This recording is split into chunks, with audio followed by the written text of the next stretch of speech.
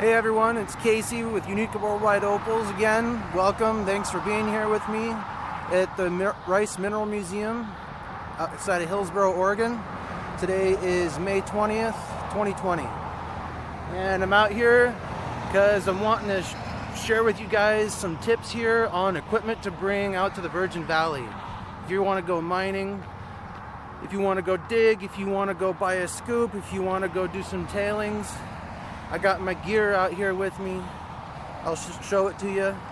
And this will be a good idea for what kind of stuff to bring, what kind of safety equipment, what kind of stuff will help you last longer out there, because it's really remote. It's like 6,000 feet elevation, the air is thin. It'll wear you out quick if you're not ready, especially if you're swinging a big old pick, especially that. So here we are. Okay, here we are. We're talking the essentials here, and then some bonus stuff if you want to be really efficient with your time. Okay, so first off, you got to have a rock pick. You want to have a lightweight one that will, preferably with some plastic in it, with a rubber grip, so that you have a nice solid grip on this. You want a spike on one end and a trowel on the other. You're going to be making a lot of rubble. This is going to help you scrape away material. If you're digging at the bank, great little tool. If you're doing the tailings, you can scrape tailings out of the way.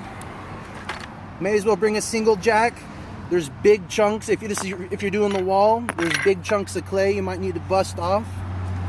You're always going to need a brush. This thing is a coarse bristle brush that you can get a lot of force in behind there, because that clay will cling to everything. You can use this to wipe off the stuff that you see poking out of the wall. It might be interesting, but you don't want to hit it with a pick. You're definitely going to need a screwdriver, preferably a flathead. This one isn't. You want a long flathead screwdriver for poking into the wall. If you find an opal hanging out of the wall, you want to be able to poke and loosen the clay all the way around it. You want to work your way in from the edges until you free all the pressure on that opal or on that piece of wood that's in the wall. And then you also want to absolutely make sure you've got water, so you can spray that opal as soon as you see it. If it's glassy opal, if it's mostly glass, spray it with water as soon as you expose it to oxygen, because it's going to start drying out. You don't want it to crack while you're sitting there trying to get it out of the wall. There's another type of a rock pick. Good to have options. Another brush. You want to have gloves, obviously. Let's move on to PPE. Okay, you want to have some knee pads, some eye protection.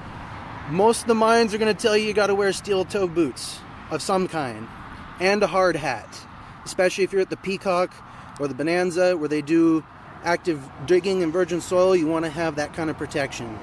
You want to bring a foam pad to kneel on. If you're not going to bring knee pads, I prefer the foam pad because I can kneel in it when I'm down in a pit, when I'm digging like a dog, or if I need to sit down for a second. I've got something soft. And on that subject of sitting, you want to make sure you bring a hat. You want to bring your 5-gallon bucket, lots of extra water. And you also want to bring plastic bags and plastic containers for putting for stone in. If you got small pieces of glass, put them in with each other in plastic containers full of water. As soon as you excavate them and you've been keeping them wet, put them in a container full of water. And if they're dry specimens, like wood specimens like these here, I got some Virgin Valley wood right in here for you. I got some chocolate here for you too. Got a limb cast in here. Check out this. This actually has an opal cap on it. That was formed underwater. I got a big piece of chocolate opal. Yeah, we got some chocolate here. Big old honking piece of chocolate opal. Anyways, keep dry with dry and big with big, small with small. You don't want your big stones banging around on your little stuff. You want to bring a full-size 20-pound pick. You're going to have big chunks of clay you want to break apart, round tip shovel. And bring a foldable chair to sit down in, because you're going to need to take a break.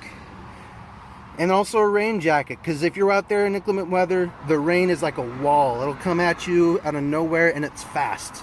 And it will be so much rain, and you're already gassed from swinging your pick, and you got to run to a car. You're not going to have any energy left. It's going to kill you for the next half hour. you'll get soaked to the bone. So, okay, so we've covered most of the stuff for bank digging or tailing so far. If you want to be a super efficient at tailings, bring a screen. This thing here, I can undo the bottom screw. There's a leg on each side. They'll kick out. This thing will lean back. I just shovel dirt right against that screen. I got an insert that's a bigger mesh. This is a fine mesh. And you just have that lean there and just shovel right into that thing. Tip up one end, give it a few shakes, sift it. You're super efficient. Okay, so this is most of the gear here.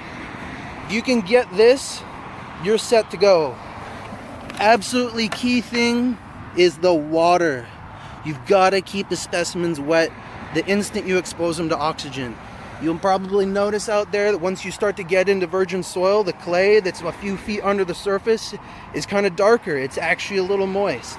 So you want to keep those stones from drying out too quick while you excavate them. Okay, here's a couple tips that are relevant. So those are kind of tips for bank digging, like at the Royal Peacock. If you dig at the wall, that's where the water bottle comes into play. Having a foam pad, because you'll find a nice seam and you'll dig down there and you'll be on your knees in a pit like a dog. So that's great for bank digging at the Peacock. If you want to go to the Bonanza or the Rainbow Ridge or the Peacock and do tailings, a big screen like this, definitely a huge bonus. You go to the Rainbow Ridge and you buy a scoop. Bring some heavy plastic tarp with you and tons of water. Once you get that same concept with the stone in the wall at the Peacock, he goes and gets you a scoop at the Rainbow Ridge and dumps it next to your car. You're going to want to cover that pile with water ASAP. Dump tons of water on that pile because the stones are going to start drying out. And it's going to take you a while to go through that big old pile. So once you get the pile soaked, drape heavy plastic over it to slow down the evaporation. Give yourself hours to go through that pile and preserve your investment, because it's a lot of money to go out here. Takes a lot of dedication to do this stuff, and you better, you know what, we're all trying to come home with something nice, and this is going to help everyone get home with more opal. That's what we want. That makes everyone's day better when you can go and do a honest day's work and come home with something that you can show off. Go to the shops at each of the mines. They've got display domes, glass display domes that you can put specimens in. It will keep them dry, it'll keep them wet. It's got a rubber stopper in the back, glass dome, ideal for Virgin Valley opal, for putting them on display. All right, guys, this is the wrap. Thanks for coming to Unique Worldwide Opals. This is Casey. Have a good one. I'll see you next time.